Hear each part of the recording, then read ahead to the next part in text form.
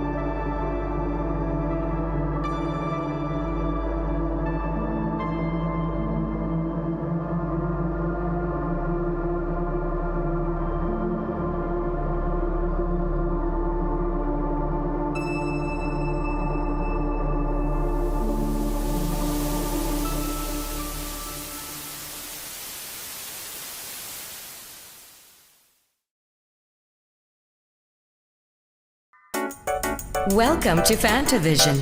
Please enjoy this fantastic journey.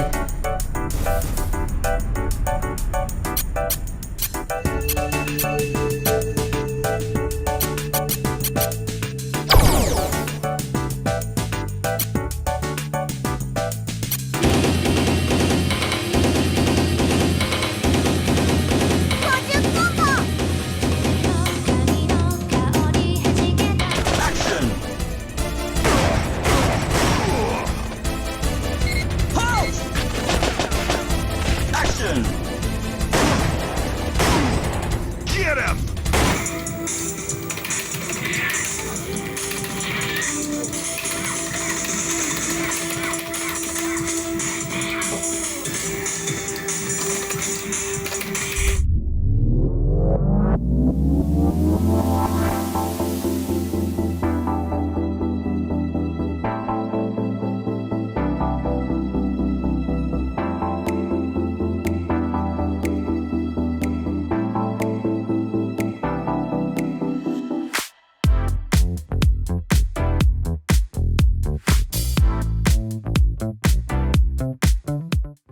頭先拍緊嗰個過程，你知唔知我哋做緊咩㗎？唔知喎，唔知喎，好好玩咯！呢個好玩。好好啊！我哋就係想拍你打機打得好開心啫嘛。我哋拍翻正經嘢先。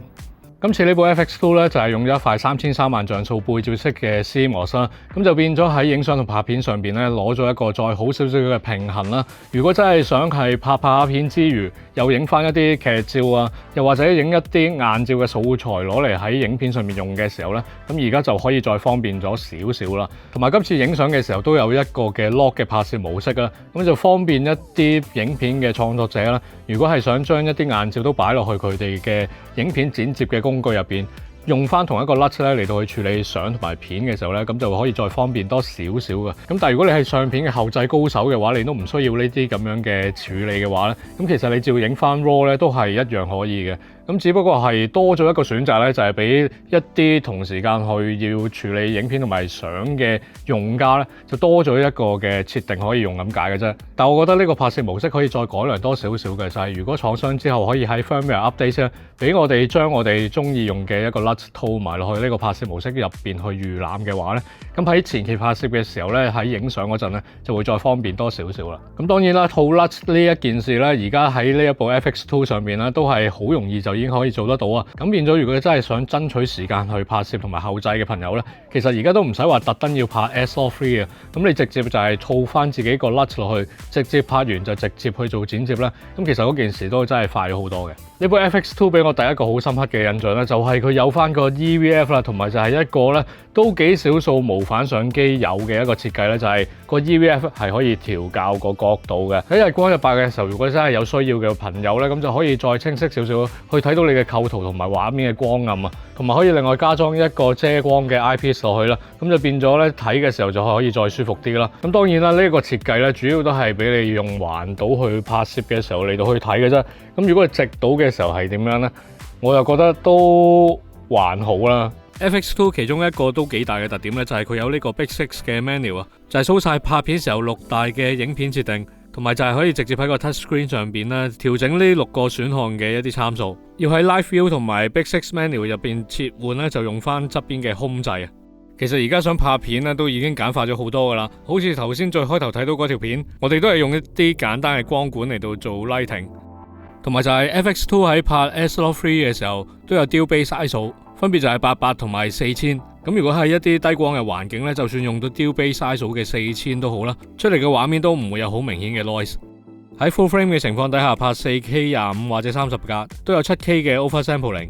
咁但係就算用到去 Super 35嘅 crop mode 呢，其實出嚟嘅畫質同 full frame 嘅時候呢，都唔會話差得好多嘅啫。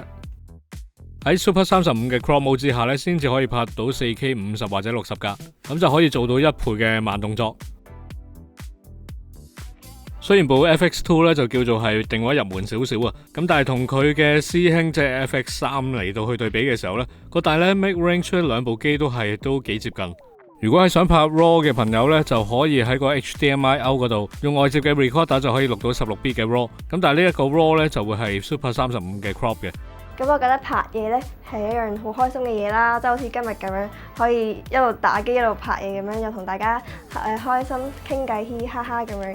咁我有機會嘅話呢，都希望可以拍多啲唔同嘅角色啦。拍嘢係真係幾開心嘅，尤其是真係一班人咧去做一個共同嘅創作嘅時候呢，有唔同嘅分工啦，大家又可以俾到唔同嘅自己嘅意見出嚟啦，最終可以結合到一個成品出嚟嘅時候呢，咁嗰個滿足感係真係幾大嘅。同埋部 FX2 咧，雖然係入門少少嘅定位啦，但係都可以俾到一個咧非常之高規格嘅一個 video 嘅 format 大家。咁變咗一啲預算唔係太高嘅朋友呢，而家都可以用一個低少少嘅價錢啦，喺 FX3 以外就買到另外一部 FX2 咧，就可以做佢哋嘅拍攝啦。同 FX3 一樣啦 ，FX2 都有一個嘅內置散熱風扇。咁我哋試過開工嚟到去用啦，無論拍 4K 25或者係 4K 50格都好啦，長時間咁樣去使用啊，機身都冇出現過過熱嘅問題。部 FX2 咧比起 FX3 咧有一個幾明顯嘅操控上嘅分別嘅，就係佢冇晒所有嘅 PASM mode 噶啦，淨係得翻一個靈活曝光嘅模式啦。咁但係如果我真係想做翻一啲半自動嘅曝光模式，又可以點呢？咁就真係好簡單嘅啫。就例如我而家想係光圈先決模式嘅話呢，咁我只需要將個 shutter 咧直接設定到去 auto 嗰度，咁就已經搞掂啦。又或者調翻轉，如果我係想用翻一個嘅 S mode 嘅話呢，咁我就將個光圈咧直接 set 做 A auto 嘅話呢，咁就已經都係搞掂噶啦。其實嗰件事就真係一啲都唔複雜嘅，咁而且咧，因為我哋拍嘢嘅時候咧，大部分時間都係用緊一個全手動嘅模式嚟到去做啦，咁所以而家咧變咗少咗呢啲 PASM mode 咧，我哋就唔使花咁多時間去搞咁多嘢啦。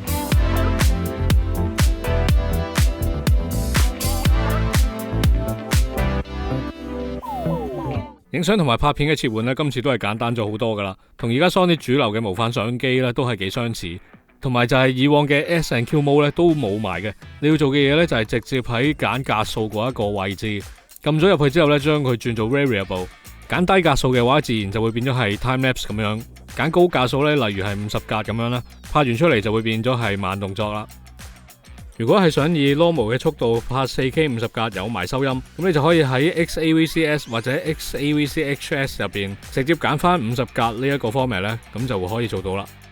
今次個機身設計上面有樣嘢都幾特別嘅，就係個 earphone out 同埋就係個 mic in 咧就冇咗個保護蓋嘅。咁我只能夠講話有好有唔好啦。喺插線嘅時候係真係會快咗少少嘅。咁但係如果真係一啲長期都唔會點插線嘅朋友咧，可能就會覺得個保護性會低咗少少啦。尤其是可能喺防水上邊咧，會係有少少擔心嘅。不過咧，如果真係有塵嘅時候咧，就真係要得閒清一清佢先搞得掂啊。喺 EVF 嘅隔離就多咗一粒 ASI 7嘅掣啊。除咗用嚟切換 EVF 同埋 Mon， 你都可以隨意 set 自己想用嘅 function 落去。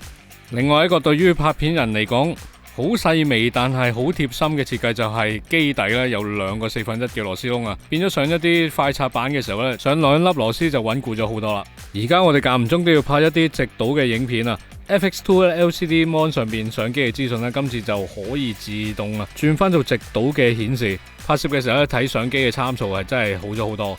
但係就要留意翻啦，今次係得一個 card slot 啦，可以同時支援 CF Express Type A 同埋 SD 卡。下邊第2個 card slot 咧就淨係支援 SD 卡嘅啫。今次機身當然都有個 Active 嘅防震 mode 啊，其實我哋平時 handheld 一啲長焦嘅鏡頭嚟到去拍攝嘅時候，都會開呢個 Active Stabilization 嘅 mode 嘅。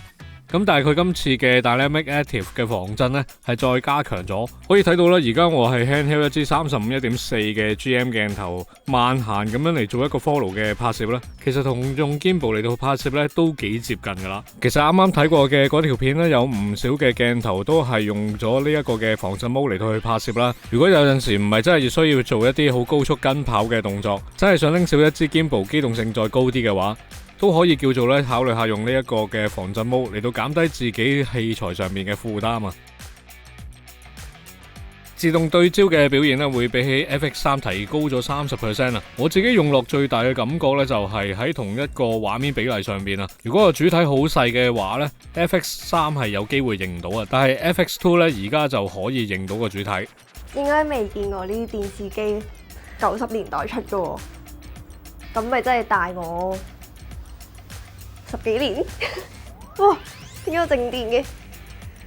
你知唔知頭先我以為佢電到我咯？我真係以為佢電到我，我以為有個膠紙喺嗰度。哇！cassette 帶喎，我記得我之前想買過嚟聽歌咯，但我揾都揾唔到。另外，大家可以留意嘅咧就係今次咧 FX2 咧係會以正機身嚟到去發售嘅。咁如果真係想買翻隻 K3M 嘅 Audio Device 嘅話咧，咁就要另外買啦。咁其實都係有好處嘅。咁如果係真係好似我咁樣本身係有 FX3 嘅一個套裝嘅話咧，我已經係有 K3M 嘅時候咧，而家再買翻 FX2 咧，我就唔使話再硬性買多隻 K3M 啦。咁整體嚟講咧，呢部 FX2 咧都可以話係喺呢個 Cinema Line 入邊咧，叫做係多咗一個咧比較係高畫質少少啦，同埋就係喺個價錢上面再平多少少嘅一個選擇俾大家。咁如果真係大家係想用一個比較平少少嘅價錢，又可以體驗到一部電影機，有電影機嘅操作嘅話咧，咁就可以諗下呢一部 FX2 啦。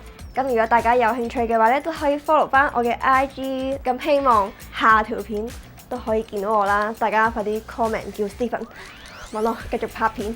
我哋下條片再見啦，拜拜。